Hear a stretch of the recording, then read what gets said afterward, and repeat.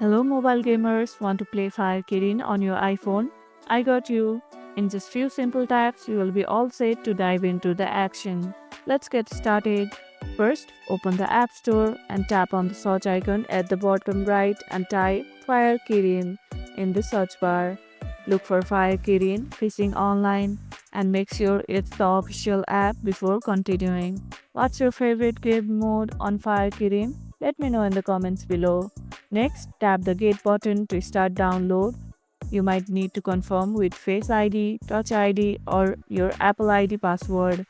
Once the installation is complete, the Fire Kirin icon will appear on your home screen. Tap it, sign in, or create an account, and we are ready to play.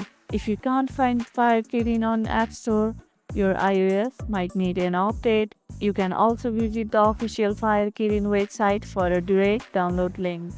If this tutorial helped, don't forget to like this video, share, subscribe, and hit the notification bell for more gaming guides. Thanks for watching, and I'll see you in the next video.